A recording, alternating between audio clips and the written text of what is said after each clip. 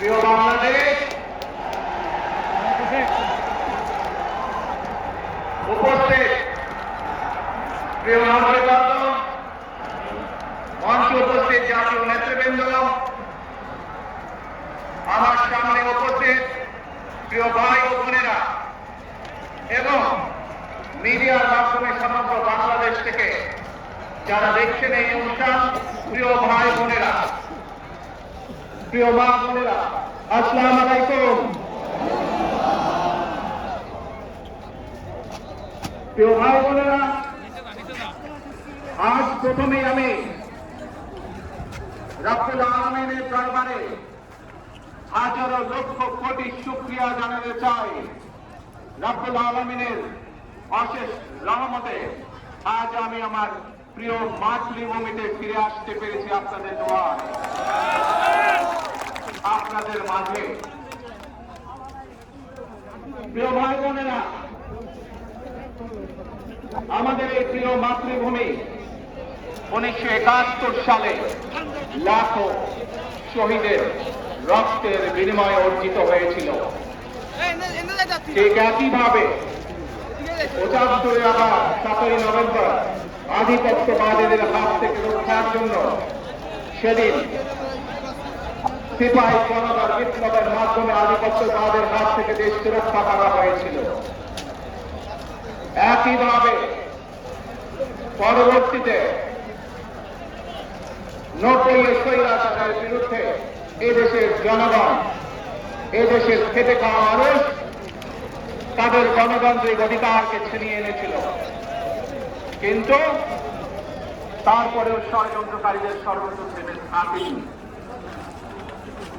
আমরা তারপর দেখেছি 2024 সালে, 71 সালে এই দেশের মানুষ যেমন স্বাধীনতা অর্জন করেছিল, 2024 সালে এদেশের ছাত্র জনতা সহ সর্বস্তরের মানুষ, কৃষক, শ্রমিক, গৃহবধূ, নারী, পুরুষ, মাদ্রাসার ছাত্র সহ দল মত নির্বিশেষে, শ্রেণী পেশার নির্বিশেষে সকল মানুষ সেদিন 2024 সালের 5ই আগস্ট এই দেশের স্বাধীনতা এবং সার্বভৌমত্বকে রক্ষা করেছিল। প্রিয় ভাই বোনেরা, আজ বাংলাদেশের মানুষ কথা বলার অধিকার ফিরে পেতে চায়, তারা তাদের গণতান্ত্রিক অধিকার ফিরে পেতে চায়। বাংলাদেশের মানুষ চায় তারা তাদের যোগ্যতা অনুযায়ী ন্যায্য অধিকার পাবে। প্রিয় ভাই বোনেরা, আজ আমাদের সময় এসেছে সকলে মিলে দেশ গড়া। এই দেশে যেমন পাহাড়ের মানুষ আছে, এই দেশে একইভাবে সমতলের মানুষ আছে। এই দেশে মুসলমান, বৌদ্ধ, খ্রিস্টান, হিন্দু সহ বিভিন্ন ধর্মের মানুষ বসবাস করে। আমরা চাই সকলে মিলে এমন একটি বাংলাদেশ গড়ে তুলব আমরা, যেই বাংলাদেশের স্বপ্ন একজন মা দেখেন, অর্থাৎ একটি নিরাপদ বাংলাদেশ আমরা গড়ে তুলতে চাই। যে বাংলাদেশে একজন নারী, একজন পুরুষ, একজন শিশু যেই হোক না কেন নিরাপদে ঘর থেকে বের হলে নিরাপদে ইনশাআল্লাহ ঘরে আবার ফিরে আসতে পারে। প্রিয় ভাই বোনেরা, এই দেশে জনসংখ্যা অর্ধেক নারী, 4 কোটিরও বেশি তরুণ প্রজন্মের সদস্য, 5 কোটির মতন শিশু, 40 লক্ষের মতন প্রতিবন্ধী মানুষ রয়েছে, কয়েক কোটি কৃষক শ্রমিক রয়েছেন। এই মানুষগুলোর একটি প্রত্যাশা আছে এই রাষ্ট্রের কাছে, এই মানুষগুলোর একটি আকাঙ্ক্ষা আছে এই দেশের কাছে। আজ আমরা সকলে যদি ঐক্যবদ্ধ হই, আজ আমরা যদি সকলে প্রতিজ্ঞাবদ্ধ হই, তাহলে আমরা এই লক্ষ কোটি মানুষের সেই প্রত্যাশাগুলো পূরণ করতে পারি ইনশাআল্লাহ। প্রিয় ভাই বোনেরা, ৭১ সালে আমাদের শহীদরা নিজের জীবন উৎসর্গ করেছিলেন এইরকম একটি বাংলাদেশ গঠনের জন্য। বিগত ১৫ বছর স্বৈরাচারের বিরুদ্ধে শত শত হাজারো খুন খুনের শিকার হয়েছে শুধু রাজনৈতিক দলের সদস্য নয়, নিরীহ মানুষের প্রতিবাদ করতে গিয়ে অত্যাচার নির্যাতনের শিকার হয়েছে, জীবন দিয়েছে। ২০২৪ সাল মাত্র সেদিনের ঘটনা। কিভাবে আমরা দেখেছি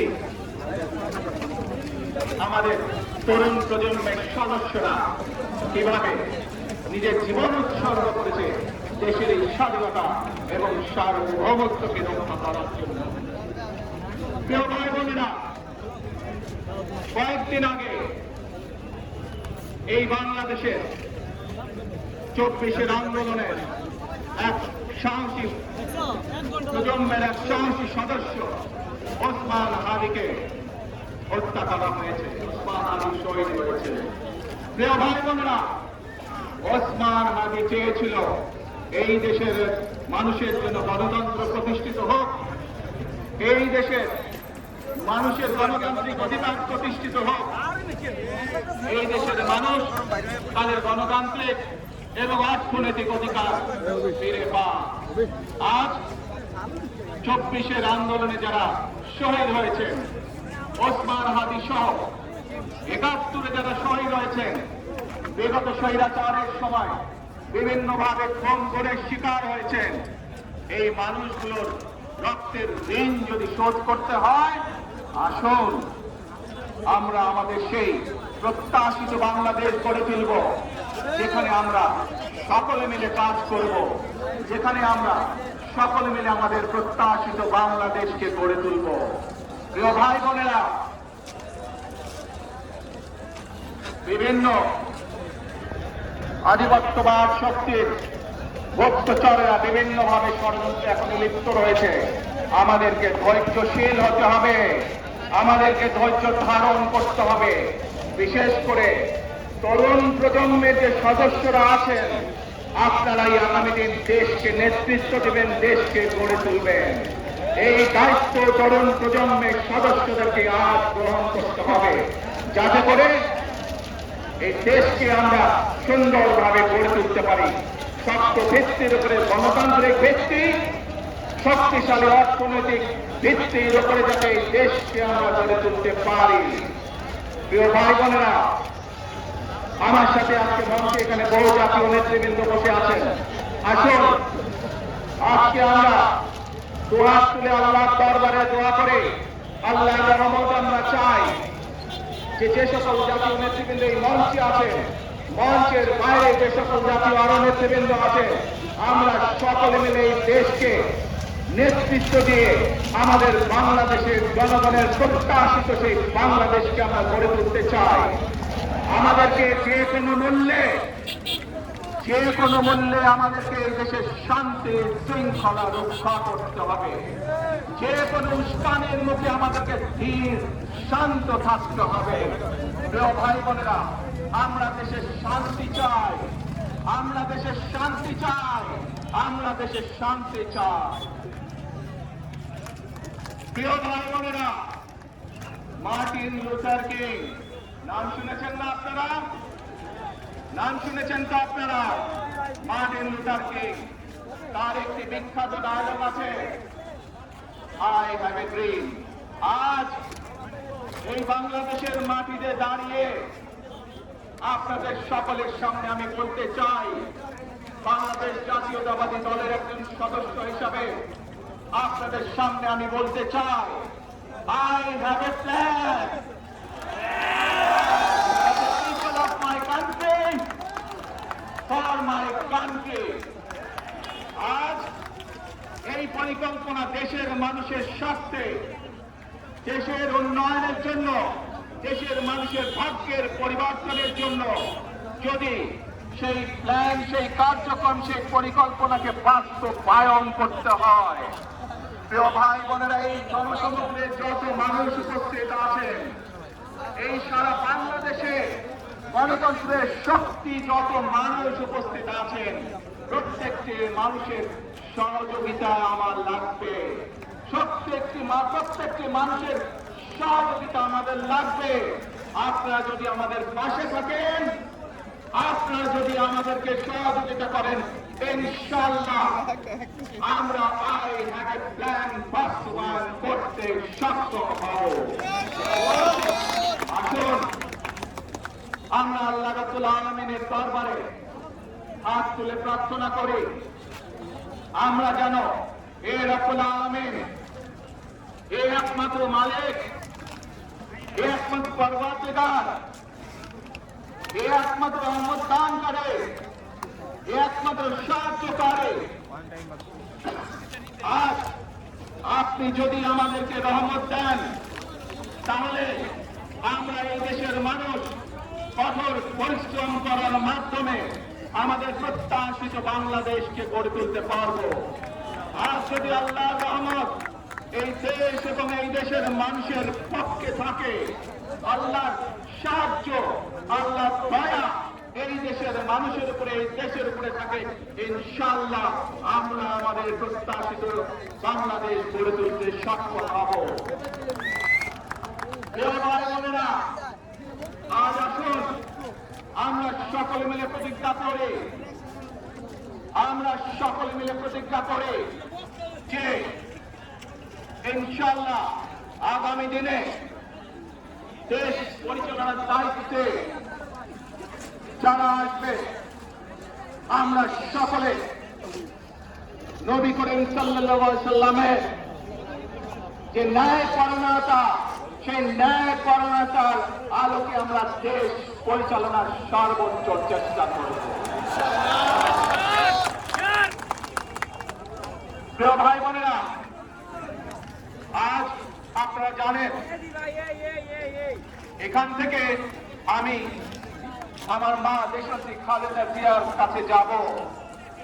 একটি মানুষ, যে মানুষকে এই দেশের মাটি, এই দেশের মানুষকে নিজের জীবনের থেকেও বেশি ভালোবেসেছেন, তার সাথে কি হয়েছে আপনারা প্রত্যেকটি মানুষ সে সম্পর্কে অবগত আছেন।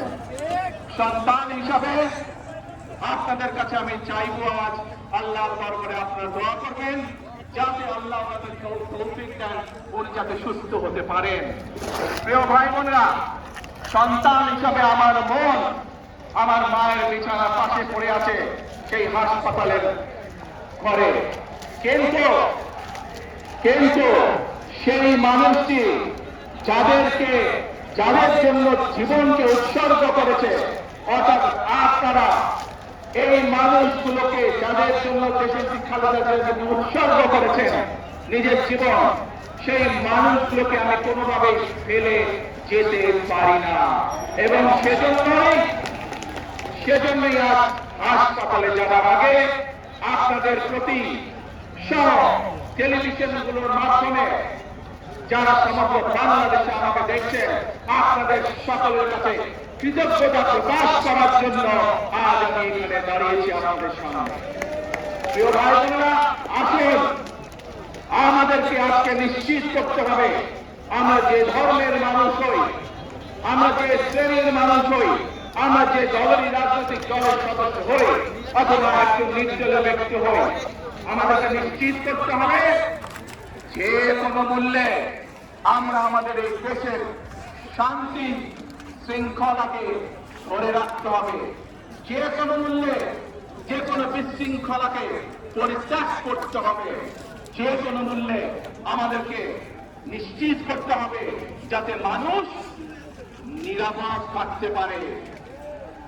শিশু হোক, নারী হোক, পুরুষ হোক, যে কোনো বয়স, যে কোনো শ্রেণী, যে কোনো পেশা, যে কোনো ধর্মের মানুষ যেন নিরাপদ থাকে, এই হোক আমাদের চাওয়া আজকে।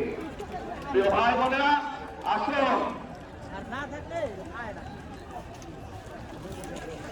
প্রিয় ভাই বোনেরা, সবাই মিলে আজ আমরা প্রতিজ্ঞাবদ্ধ হই, সবাই মিলে করব কাজ। কে জোরে আনো, সবাই মিলে করব কাজ, কর্মমোদের বাংলাদেশ। ইনশাআল্লাহ আপনাদের সকলের কাছে দোয়া আছে, আবারও সকলকে যে কোনো মূল্যে দেশে শান্তি শৃঙ্খলা রক্ষার আহ্বান জানিয়ে যে কোনো বিশৃঙ্খলাকে পরিহার করে ধৈর্যের সাথে মোকাবেলা করার আহ্বান জানিয়ে আমার বক্তব্য শেষ করছি। আবারও আপনাদের কাছে কৃতজ্ঞতা প্রকাশ করছি আজকে আমাকে এইভাবে বরণ করে নেওয়ার জন্য। আল্লাহ হাফেজ। বাংলাদেশ জিন্দাবাদ, বাংলাদেশ জাতীয়তাবাদী দল জিন্দাবাদ। আসসালামু আলাইকুম।